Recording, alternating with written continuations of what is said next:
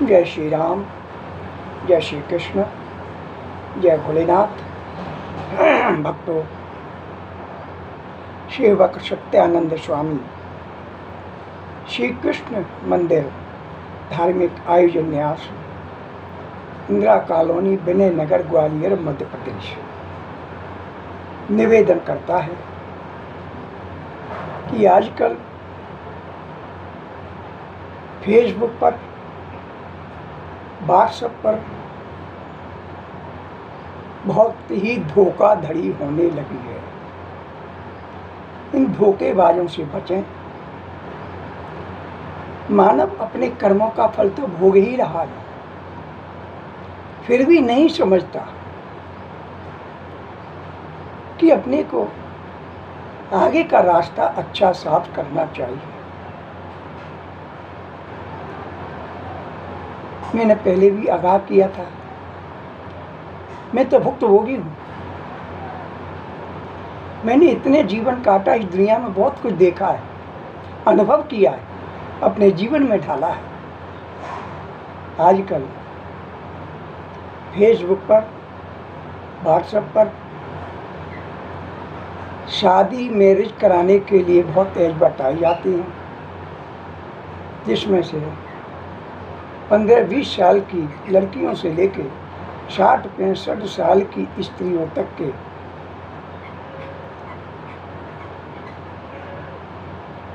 न्यूज़ें आती हैं इनकी कि हमें शादी करना है, शादी करवाने वाली ये हैं। जब इनसे संपर्क किया जाता है कि ये लोग क्या फोड़-तंती करते हैं, पहले उनका नाम देंगे, उस स्त्री का फोटो डालेंगे, उसका बायोडेटा देंगे और आपसे बात भी करा देंगे।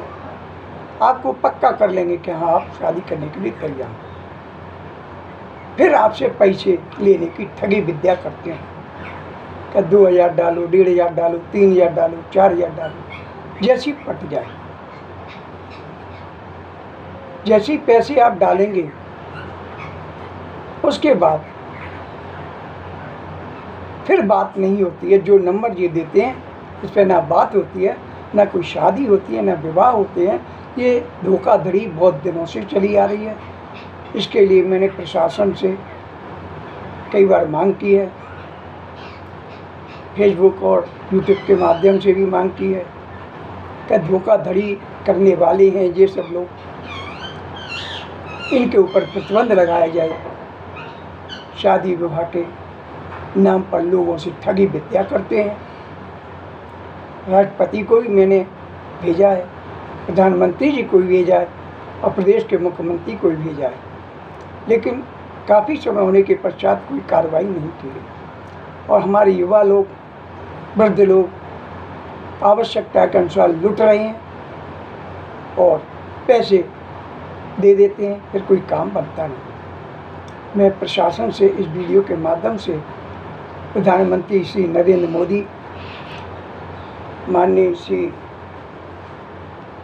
राष्ट्रपति जी, सुप्रीम कोर्ट के वो न्यायाधीश जो बिना सोचे समझे कोई भी निर्णय पारित कर देते हैं, उस निर्णय पारित करने में समाज का दृष्टिकोण सामने रखें, मानवता के अधिकारों का दृष्टिकोण सामने रखें जब किसी को आदेश पारित करें।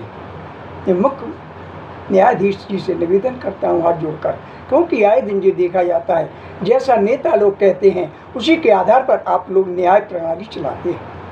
न्याय आप नहीं करते, नेता लोग करते हैं। इसलिए सबसे बड़ा नेता है भगवान कृष्ण, भगवान भोलेनाथ, भगवान श्री राम, विष्णु। आप तो यहीं के न्यायाधीश हैं, वो सारे जगत का न्यायाधीश है। जब आप भी मर के जाएंगे उसके यहाँ, कितने लोगों का आपने भला किया, कितने लोगों का बुरा किया नेताओं के नाम पर, इसका आपको फल भोगना पड़ेगा।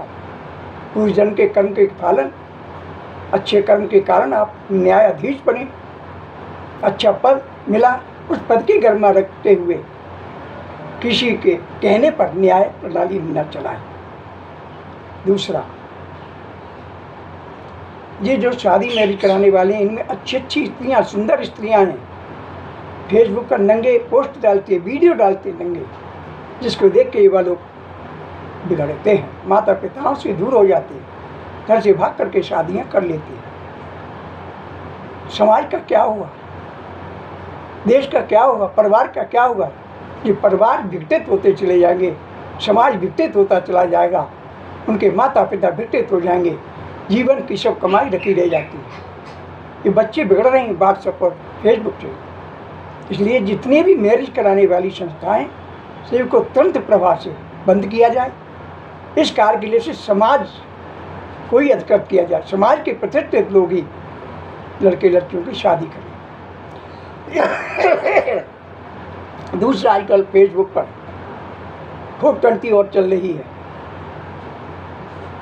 कि हम आपके मंदिर को दान देना चाहते हैं, पूरे भंडारे के लिए दान देना चाहते हैं, और दान के नाम पर आदमी बहकावे में आ जाता है और उनसे नंबर ले लेते हैं, अकाउंट नंबर, और यहाँ तक कि ATM का नंबर भी मांगते हैं। कृपया कर सभी भक्तों से, सभी मानवों से निवेदन है, ऐसे व्यक्ति जो 420 वाले हैं, जो ATM का नाम, अकाउंट नंबर ले करके आपके अकाउंट को खाली कर देते हैं, ऐसे लोगों के खिलाफ शिकायत करें, क्योंकि दान देने वाले बहुत हैं। वो ATM का नंबर नहीं मांगते, पर्सनल नंबर नहीं मांगते, जो संस्थाओं द्वारा अकाउंट नंबर और बैंक का जो कोड नंबर होता है उसके आधार पर ही दान पहुंच जाता है। फिर ATM का नंबर क्यों चाहिए भाई 420 के लिए? कि ATM का नंबर मिल जाए तो हम वहीं की वहीं सारा पैसा रकम हड़प कर लें। बहुत सारे फर्जी लोग अपने पूरे इंडिया में चल रहे हैं, बहुत बड़ा इनका धोखाधड़ी करने का बाजार है, इनसे बचें और ऐसे लोगों के खिलाफ कार्रवाई करें। प्रशासन से भी मैं मांग करता हूं, ऐसे धोखाधड़ी करने वाले लोगों को पकड़ें और उम्र कैद की सजा करके अंदर जेल के सलाखे में करें। बहुत चल रहे हैं, जो 2 संस्थाओं के कारण सारी सामान्य जनता परेशान हो रही है। इधर जो स्त्रियाँ ये नहीं सोचती, अपना गर्भ गीता पढ़िए आप, गर्भ गीता में क्या दिया है? ऐसी स्त्रियाँ जो छल कपट करती हैं, पति को धोखा देती हैं, परिवार को धोखा देती हैं और गलत कार्य में संलग्न होती हैं, ऐसी स्त्रियों का कल्याण नहीं होता। कुत्ता बिल्ली शुगर बनते हैं ये लोग, नरक में पड़े रहते हैं, हजारों सालों तक नरक भोगना पड़ता है, मानव जीवन नहीं मिलता। मैं उन स्त्रियों से कहना चाहता हूँ, क्यों अपना जीवन बर्बाद कर रही हैं इन 420 के चक्कर में?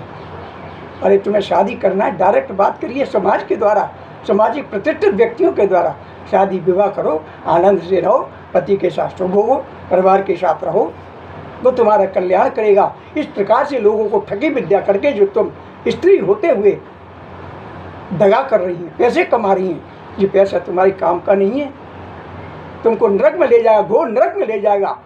अगले जन्म में जाकर के तुमको या तो कुत्ता कुतिया बनेंगे, बिल्ली बनेंगे, या तोता मैना बनेंगे, या कोई ऐसे नाली के कीड़े बनेंगे जो नरक के समान होगा, कल्याण नहीं होगा। क्या समाज में और स्त्रियाँ नहीं है? क्या वो पति की सेवा नहीं करती, परिवार की सेवा नहीं करती? तुम थोड़ा पढ़ लिख गई हो तो तुम्हें घमंड हो गया है, समाज के लोगों को ठग रही हैं, आकर्षित कर रही हैं, लोगों को फांस लेती हैं, फिर उनसे पैसे हटती हैं, ऐसे माँ बाप का जीवन बर्बाद कर देती हैं। मैंने ऐसी स्त्रियों की भर्त्सना करता हूँ, निंदा करता हूँ। ऐसी स्त्रियों के खिलाफ भी कार्रवाई होना चाहिए। प्रशासन से मैं मांग करता हूँ, फिर से राष्ट्रपति को, प्रधानमंत्री को भेजूंगा। ऐसी स्त्रियाँ जो इस गलत कार्य में लगी हैं, ठगी विद्या करनी है, परिवार को, पति को धोखा दे रही हैं, इनके खिलाफ भी वो सख्त कार्रवाई करें जो आप पुरुषों के लिए करते हैं। इसी न्याय प्रणाली में अभी आदेश किया है मुख्य न्यायाधीश ने, किसी के दबाव में आकर कि उम्र पूरी होने पर अगर स्त्री कोई गलत कार्य करती है तो उसको कोई सज़ा नहीं है, वो वैध माना जाएगा। क्यों वैध माना जाएगा? किसी को ठगी विद्या करके, ठग करके, सारे परिवार को नष्ट करके, बर्बाद करने, और उसको भी तुम वैध मान रहे हो। मैं मुख्य न्यायाधीश की भी भर्त्सना करता हूँ जो किसी के दबाव में आकर इस प्रकार के कानून पास करते हैं। समाज का क्या होगा? आप भी सामाजिक व्यक्ति हैं। आपके घर में इस प्रकार का कोई काम होगा तो आपको अच्छा लगेगा? समाज के वृद्ध लोगों की नाक कटती जा रही है, सारा समाज में उनकी भर्त्सना हो रही है कि आपने अपनी बच्चियों को संभाल के नहीं रखा। ऐसी बच्चियां गलत काल में संलग्न होकर के माता पिता को तहस नहस कर देती, परिवार को तहस नहस कर देती।